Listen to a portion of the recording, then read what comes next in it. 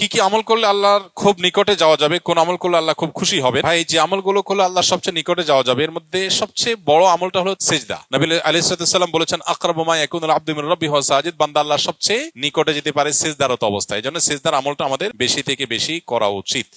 সিজদার মাধ্যমে আল্লাহর সবচেয়ে কাছাকাছি যাওয়া যাবে। আপনি যদি চান আল্লাহর খুব কাছে গিয়ে কিছু বলতে, তাহলে সিজদা দিয়ে আল্লাহর কাছে দোয়া করেন, বিশেষ করে নফল নামাজে। এটা হলো আল্লাহর সবচেয়ে কাছে যাওয়ার সবচেয়ে বড় মাধ্যম। আর কোন আমল করলে আল্লাহ খুব বেশি খুশি হন বা সবচেয়ে বেশি খুশি হন, এটা আসলে আপেক্ষিক। নবী করিম সাল্লাল্লাহু আলাইহি সাল্লামকে একই প্রশ্ন করা হলে তিনি কাউকে বলেছেন আউয়াল ওয়াক্তে নামাজ পড়া, কাউকে বলেছেন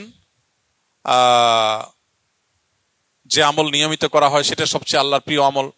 তো এটা আপেক্ষিক। কারোর যদি কোনো আমলের অভাব থাকে, ত্রুটি থাকে, তার ওই ত্রুটিটা পূরণ করাটাই আল্লাহর কাছে প্রিয়।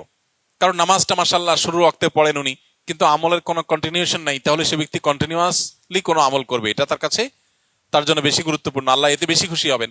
কারোর হয়তো মাশাআল্লাহ নামাজ ভালো আছে, এটা ভালো আছে, কিন্তু সালাম দেওয়ার অভ্যাস নাই, তো সে সালামের অভ্যাসটা বেশি করবে।